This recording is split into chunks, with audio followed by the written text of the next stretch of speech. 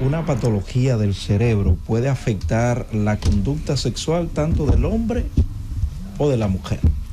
Mira, hay varias. Tenemos una que es a nivel de la región celular, de la hipófisis, Sí. y esta produce regularmente en el paciente una disminución del líbido. Son unos pacientes que no tienen deseo sexual para nada. Y el hombre le pregunta a la mujer, pero ¿qué es lo que te pasa? ¿Qué te ¿Y qué es lo que te sucede? Y la mujer dice, pero es que no tengo deseo. No hay esa.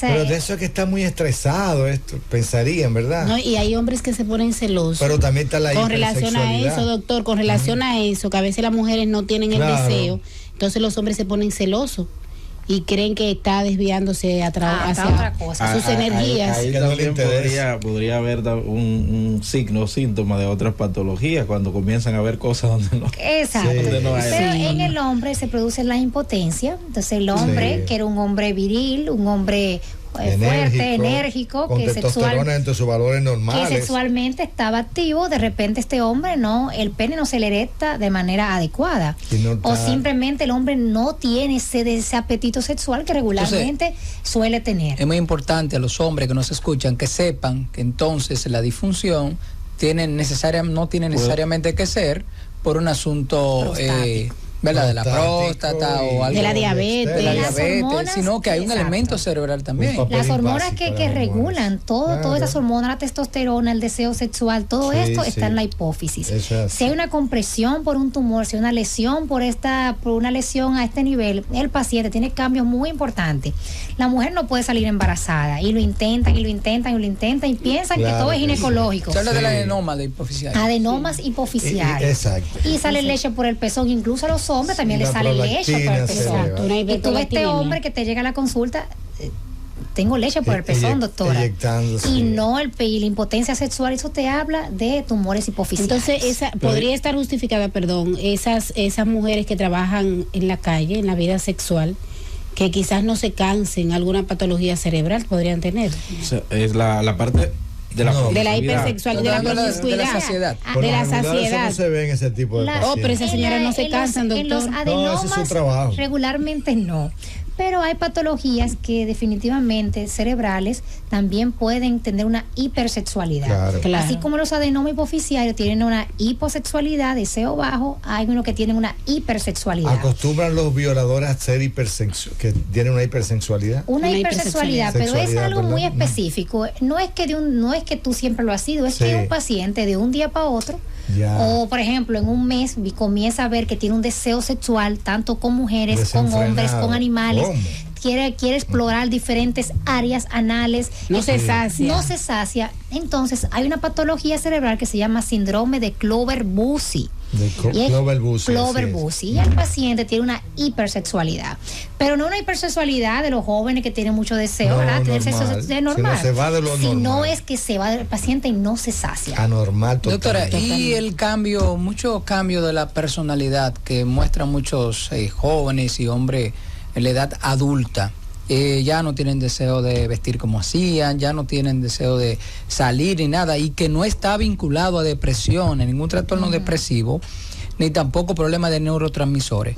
Ahí hay algo encriptado a nivel del lóbulo frontal. Sí, definitivamente, como decíamos anteriormente, el lóbulo frontal se encarga de todo lo que tiene que ver con la emoción, la forma de comportarse, la cognición, todo esto, la manera, la toma de decisiones, como dice el doctor. Entonces estos pacientes no todo está ligado al lóbulo frontal, pero hay definitivamente patologías que pudieran causar. Pero se echan al abandono. Sí. Se echan al abandono, pero muchas veces hay que investigar alguna isquemia cerebral, o hay que ver si la parte psicológica, si el paciente tiene una depresión o otra cosa. Mira, la doctora dijo algo sumamente importante, y ese se puede identificar en el cambio repentino que pueda tener un paciente, porque también en esto de la hipersexualidad se habla de ninfomanía y la satiriasis, ¿verdad? En cuanto a los hombres, de esa conducta promiscua que en muchas ocasiones suele manifestarse. Sí, no solamente en los hombres, igual en las mujeres también. Sí, o sea, la ninfomanía en las mujeres y la satiriasis en los hombres. No queremos decir, ¿verdad?, que todo el que anda por ahí violador o que anda con hipersexualidad es que tiene un tumor cerebral, tiene una lesión del lóbulo temporal. ¿Tiene usted alguna experiencia en eso, doctora? No he tenido pacientes con este tipo de patologías, pero sí en los libros lo mencionan bastante. Incluso hubo un estudio donde se demostró que ciertos patrones de conducta aislados, personas que habían violado sexualmente o tenían esa tendencia, algunos de ellos presentaban lesión del lóbulo temporal. Pero es muy importante esto, que también con los padres, jóvenes que eran jóvenes tranquilos, jóvenes que eran su novio y de repente cambian tan drásticamente, aunque sabemos que ahora hay una ola, ¿verdad?, de explorar cosas nuevas en la sexualidad, y pero mucho uso de drogas una también. cosa es la explorar y otra cosa es el abuso descontrolado que hay con esa hipersexualidad. Tiene que ver, doctora, los cambios de los patrones sexuales con el lóbulo frontal, entiéndase, que es hombre ahora y mañana, como dicen en el argot popular, sale del closet. No tiene nada que ver esto es ya el que es, ¿verdad? Pero esto es específicamente con la tendencia excesiva. No tiene nada que ver con su cerebro. No tiene nada que ver con su cerebro. No está demostrado que el cambio de género y eso tiene que ver nada con el cerebro. Dios me libre de meterme en ese tema. Pero sí estamos hablando de personas que tenían una conducta normal y de momento un hombre que estaba casado con su esposa, de momento decide, ¿verdad?, dejar la esposa y tiene 1, 2, 3, 4, 5, 6 mujeres jovencitas de todo tipo. También se meten con hombres. De una, pasan a la otra. Exacto, eso habría que también, junto a eso, para que sea un síndrome, porque el síndrome tiene varias patologías, el paciente también tiene una tendencia bucal, todo se lo mete a la boca. Y es este deseo de tener algo en la boca, de chupar algo, de jalar algo, de morder algo. Y lo otro es que también hay cambios en su alimentación. O sea, que tiene ansiedad. Un paciente que solía comer normal, de repente lo ves comiendo todo tipo de cosas, ansiedad, o baja mucho de peso, sube mucho de peso. Muchas veces creen que esto es ansiedad solamente. Como usted dice, no, esto es una ansiedad, vamos a ponerle un medicamento. Ansioso. No, pero cuando se le hacen los estudios al paciente, como dicen por ahí, charán, tiene una lesión temporal bilateral. Esto no es tan común, pero lo es. El cerebro es el motor del cuerpo, señores. Y la caja computarizada que dirige todo el organismo. Se afecta Hay un todo. síndrome que me gustaría mencionar, que es por lesión del lóbulo parietal, que es el síndrome de Gershman. ¿En qué consiste, doctora? Este paciente tiene una apraxia del vestir. Es un paciente que usted lo veía vestir correctamente y un día llega en bikini a una entrevista, por ejemplo, social, y tú dices, pero Dios mío, pero o pintoresco, doctora. ¿Qué le pasó? Quizá no tanto pintoresco, porque son cosas, ¿verdad?, de elección. Pero el paciente, en vez de ponerse el panty en la parte donde va, aquí en la pelvis, se lo pone en la cabeza. O el paciente sale con la mitad del broche solamente puesto, porque doctora, él entiende que está colocado. Yo pensaría que está en trastorno psiquiátrico. Pues le digo que hay lesiones del lóbulo parietal que producen el síndrome de Gershman, y es por eso ¿Y qué tan frecuente es, doctora? No es tan frecuente, pero afecta bastante al paciente. Yo sí tuve un paciente, no era mío, me lo mandó un psicólogo, que el paciente, mire, doctora, el paciente, él un día simplemente salió desnudo para la calle. Salió desnudo. Y tú dices, oye, pero lo normal es que la gente cuando vaya a salir de su casa se ponga ropa, ¿verdad? Y bueno, y cuando se hicieron los estudios del lugar y todo lo demás, eso no fue aquí.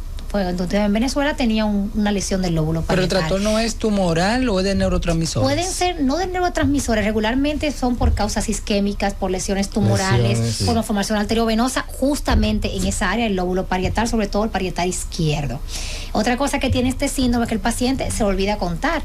Un paciente que contaba los números 1, 2, 3, 4, 5, tiene calculia, no sabe contar, y tú dices, pero cuenta, y él te dice, pero no sé contar. Ya, no sé cómo. Y no sé cómo el diagnóstico diferencial, doctora, de esta patología. Sí, por eso decía, sobre todo con síndrome psiquiátrico regularmente, con demencia, pero es importante siempre, ya lo vio el psicólogo, ya lo evaluó, el psicólogo dice, mira, yo no encuentro algo psicológico, emocional que me cause este síndrome, siempre no quita nada hacer una resonancia magnética, no quita nada. De hecho, en muchos países las resonancias magnéticas cerebrales, como en Japón, son preventivas. Usted tiene que hacerse una cada 5 años, cada 5 años hágase una, porque la medicina efectiva es la medicina preventiva. No la medicina que ataca. No, esa es la medicina real. Sí, hablando de prevención, doctora, ¿es posible nosotros prevenir estos efectos producidos por estos tumores? Mire, lo más correcto es que uno cada 5 años haga una resonancia magnética cerebral. Esto te ayuda a que si hay cualquier cosa, alguna patología tumoral, se diagnostica a tiempo, y como dice mi papá, el mal con tiempo, el vamos con tiempo, tiene remedio. Entonces, es lo correcto. No hay una forma para tú prevenirlo, ni dejando de comer esto, ni dejando de comer lo otro. Es más algo genético, porque recuerden que los tumores son totalmente genéticos. Hay cosas que lo predisponen, es verdad, pero son totalmente genéticos. Entonces lo que hay que cambiar es la forma de pensar y hacer medicina preventiva. Usted decía en un momento dado que en Japón todo el mundo tiene que hacerse como un chequeo anual, y es obligatorio, no es que sea una resonancia. Claro. No, la resonancia cada 5 años de forma obligatoria. Usted tiene que chequear obligado. Usted tiene que hacerse un chequeo. A usted le llega a su casa. Yo recuerdo cuando estaba en Japón, me llegó un envelope, un sobre que decía, usted tiene que ir a tal lugar, en tal fecha, a hacerse un chequeo. Así es. Desde papá Nicolau, examen, mamografía, a mí me hicieron todo. Yo nunca había hecho nada de eso, porque uno no está impuesto a la medicina preventiva. Si esa fuera la modalidad en Latinoamérica, en todos los países, se economizaría muchísimo dinero en atención posterior de entonces esos adolescentes que están así como tan violentos a nivel de las escuelas públicas, yo creo que hay que hacerle su resonancia, doctora. ¿Qué usted cree? Mira, también recuerden que hay que ver la parte social del paciente, la parte familiar, porque no queremos decir que todo el que está agresivo, pero hacerle su resonancia está así es porque tiene un tumor. No vayamos a malinterpretar, el entorno familiar tiene un papel hay que ver importante. que son pacientes son causados cosas muy específicas. Hay niños que son agresivos desde que nacen. Entonces, porque nació en un entorno familiar agresivo, madres adolescentes, entonces, pero padres. Hay pacientes que tienen esos cambios así, o este hombre que tenía su esposa, que era un hombre que era sexualmente activo, y de repente pierde el deseo, tiene leche por el pezón, y tú lo ves triste, cabizbajo. Bueno, vamos a hacerte una tomografía, una resonancia magnética, vamos a evaluarte. Esa mujer, que una mujer viril, hermosa, con su pelo buena moza, sus hormonas estaban adecuadas, y de repente se comienza a caer el pelo, se comienzan a partir las uñas, se va el líbido sexual, siempre cansada, no tiene deseo sexual. Se recomienda hacer su resonancia magnética en también. Esos temas cerebrales, psicológicos y psiquiátricos, siempre se habla de la historia de Phineas Gates, que fue aquel señor que trabajaba, creo que en una industria, y de repente tuvo un accidente que una varilla le perforó. Él trabajaba en el ferrocarril. Sí, exacto. Y esto, un hombre que era puntual, responsable, tuvo una conducta, un cambio de conducta del cielo a la tierra. Incluso los pacientes esquizofrénicos antes le hacían lobectomía del lóbulo frontal. Eso ha bajado. Hay un libro que se llama Mis locos y yo, del doctor Saglur, no sé si lo han leído. 1500 y yo, ¿verdad? Entonces él también reporta ahí que se hicieron muchas lobectomías frontales en ese tiempo. Ya eso ha mejorado. Muchos pacientes agresivos, pero claro, si tú le quitas el lóbulo de la personalidad, le quitas lo que lo maneja, obviamente el paciente va a pasar de ser agresivo a ser un paciente apático, totalmente. Es de forma obligatoria. Luego está el síndrome de la mano ajena, que me gustaría mencionar al regreso. De la mano ajena. ¿Cómo es eso? ¿Cómo? Es el síndrome de desconexión, cuando hay una desconexión entre el cerebro izquierdo y el cerebro derecho, y son pacientes que no pueden controlar su mano. Tú lo ves que le agarran la nalga a la mujer, que le agarran una cosa, la nalguetean, pero Roberto estaba pensando en otra cosa. El paciente te dice, pero es que yo no puedo controlar la mano. O sea, esa mano no. Pero el síndrome es selectivo, entonces. Porque agarra. Eso por ejemplo. Cierta parte del cuerpo femenino. Y toman cosas, agarran, y te dicen, no fui yo que lo tomé. Y bueno, dice, pero es que yo no puedo controlar. Yo no quería, pero mi mano me domina. Síndrome de la mano ajena, y es de verdad, porque el paciente dice, esa mano, córtenmela que no es mía. Y te va y te dice, quiero que me la corten. Porque esa mano ella no se es gobierna.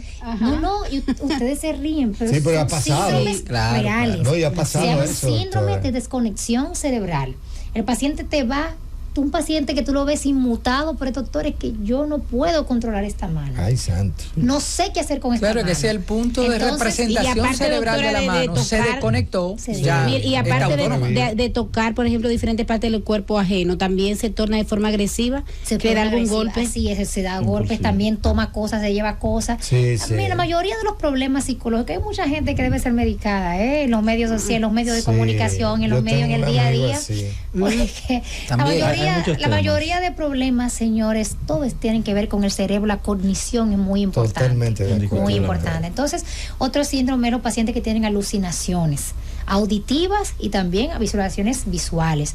Pacientes que de repente se extreman de lo religioso, ¿verdad? Porque hay personas que tienen su tema religioso, que ven cosas, ¿verdad? Y todo dicen demás, que escuchan voces. pero luego dicen, oye, yo estoy escuchando a la persona que está hablando conmigo ahora, y tú dices, pero tú la estás escuchando. No, yo no la escucho. Bueno, y cuando hacen el estudio del cerebro, el lóbulo temporal tiene que ver mucho con eso. Entonces también se relaciona mucho con lesiones. Y siente que todo el mundo está hablando de él, doctor, y a veces, por ejemplo, Roberto está al frente de mí y yo digo, Roberto como que me está cortando los ojos. Y todo lo que dices por mí. Pero eso es diferente a la pero eso es un síntoma diferente a la esquizofrenia. Porque el esquizofrénico escucha voces también. Un paciente es, por ejemplo, que la doctora de momento comience a hablar sola aquí. No, porque tú sabes que en 1900 dice, oye, pero la doctora no era así. Entonces, cuando son cosas agudas, hay que irse. Ahora, psicoemocional, después que ya te evalúa el psicólogo, que es muy importante, señora. Incluso uno como persona debería de vez en cuando verse con un psicólogo, no porque uno esté loco, sino porque hay temas emocionales en el cuerpo de uno, en la niñez, que deberían ser resueltos. Y cosas, la gente que tiene problemas del sueño, que no duerme, que tú lo ves ansioso todo el tiempo, y tú lo ves siempre con un estado de hiperactividad o hipoactividad. Señores, hay que irse al génesis. Lo que mejor le puede pasar a un ser humano es tener una consulta con un psicólogo y con un psiquiatra. Es lo mejor. Así es. Eso es lo mejor. Y si los psicólogos o los psiquiatras no encuentran nada, al neurólogo. Neurología. 809-732-0101. Vamos con el público. 809-221-0101. Llamadas internacionales al 855-221-0101. Una paciente o una oyente, doctora, el niño se cayó, vomitó, ¿debería estar asustada? Mira, el vómito se controla en el cerebro también, el área posterior al cuarto ventrículo. Entonces, si fueron múltiples vómitos, son vómitos en proyectil, vómitos que llegan lejos, lo correcto es que se ha llevado a un centro de salud. Muy bien. Saludos, buenos días. Buenas, Carlos Cepeda, desde San Francisco de Macorís. Adelante, Carlos. ¿Por qué que la mayoría de psiquiatras y psicólogos no les gusta agarrar el seguro? Y sabe que alguna vez está uno medio flojo de dinero y no puede alguna vez hacerlo a capela. Esas son modalidades de trabajo. Saludos, buenos días. Claro. Sí, buenos días. Los pacientes deben de luchar por eso. Sí, aquí hay güey Manuel Villavicencio. Adelante, don Manuel. A la doctora, yo tengo un problema, doctora. Yo duermo, pero los sueños que yo tengo toda la noche son sueños difíciles, de accidentes, de cosas graves, de cosas que yo despierto prácticamente hasta nervioso. ¿A qué se debe que uno se acuesta y cuando me levanto, estoy más cansado que cuando me acuesto? Dígame. Sería interesante, mi estimado, que lo vea un psicólogo que valía la parte psicoemocional para ver si hay temas inconclusos en su vida que deben ser tratados, y si el psicólogo considera que su problema se escapa de las manos de la parte psicoemocional, entonces me lo mandarían a mi caso, pero es importante que lo vea un psicólogo. Saludos, buenas. Y un psiquiatra. Buenas tardes, buenos días. Alex Báez, Boston, Massachusetts. Adelante, Alex. Me gustaría saber cuál es la conexión que hay con un paciente que sufre de epilepsia y el cerebro. Escucho por ahí. Adelante. Bueno, el cerebro es una red eléctrica para que sea más entendible. Entonces, cuando hay una red no adecuada entre las neuronas y los axones, entonces la electricidad del cerebro se altera, y esto es lo que produce la epilepsia de manera grosa, a grosso modo. Entonces habría que estudiar el cerebro de su paciente con un electroencefalograma y una resonancia magnética para ver qué le está causando la epilepsia. Se cayó un potencial de un área y no hay luz. Así es. Hey, saludos, buenas. Saludos. No, yo no quiero estar ahí, no. Sí. Doctora, la gente habla que la gente que intersexual, que dice, si no, lo que pasa es que a veces mujeres, usted llega a la casa y con una ropa larguísima, se va a cortar con una bata, usted está con su esposo, uno hasta eso se le quita. Por eso uno viene cansado 13 horas trabajando, llega a la casa y encuentra a la mujer que ni se ha bañado. Bueno, les recomendamos a esas mujeres que se bañen, que se pongan buena música, que se pongan olorosas para que reciban ese hombre. Eso no tiene que ver nada con el cerebro. Ahí se trata de psicología y tema de familia. Saludos, buenas. Sí, o de pareja, más bien. Adelante. Buen día. Terapia de pareja. ¿Y desde dónde? Buen día. Adelante, señor. Sí, yo te quiero preguntar a la doctora. Yo tengo 88 años y no se me para bien. ¿Cuánto tiene? 88. 88. Ok. Sí. Saludos. Bueno, adelante, doctora, adelante. No, ya con 88 años, doctora, hay compromiso vascular. Y y más si hay hipertenso. Pero hay opciones, hay opciones. Están las prótesis penianas y etcétera. Visite su urólogo para que le dé las opciones. Claro, exacto, sí. Saludos, buenas. Buenas. ¿Quién nos habla y desde dónde? Jenny, de Instituto Nacional. Yo quisiera decirle a la doctora, yo ahora estoy subida de peso y me están dando muchos dolores de espalda baja. A ver si eso es por el sobrepeso que tengo. Pero mira, la principal causa de dolor en la columna lumbosacra es el aumento de peso, porque recuerden que la parte de la columna es que lo que sostiene todo el tronco, toda la parte de arriba, los brazos, el tórax y el torso, etcétera. Pudiera ser una causa de tu dolor de la columna, pudiera ser sobrepeso. Si puedes, visita a tu neurocirujano para que te evalúe y te indique ese estudio de imágenes correspondientes. Y el aumento del abdomen, sobre todo. También. Pregunta un oyente que si el aprendizaje de algunos idiomas tiene que ver con el lóbulo frontal, doctora, o la facilidad o no. Mira, hay personas que tienen un lóbulo desarrollado para aprender, que son polióglatas, que aprenden 5, 6, 7 idiomas. Pero hay otros que no tienen esa capacidad. Entonces, bueno. Hay un factor de por ejemplo, te sabe un idioma que es muy extraño.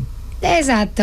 Bueno, tiene que ver mucho con la parte de la cognición del paciente, de lo fácil que él pueda absorber y aprender. Eso tiene que ver con el frontal, pero lo felicitamos los que pueden hablar más de un idioma. En relación de algunas patologías cerebrales con embarazo, doctora, de una persona que supuestamente tenía la patología de adenoma hipoficiario. Exacto.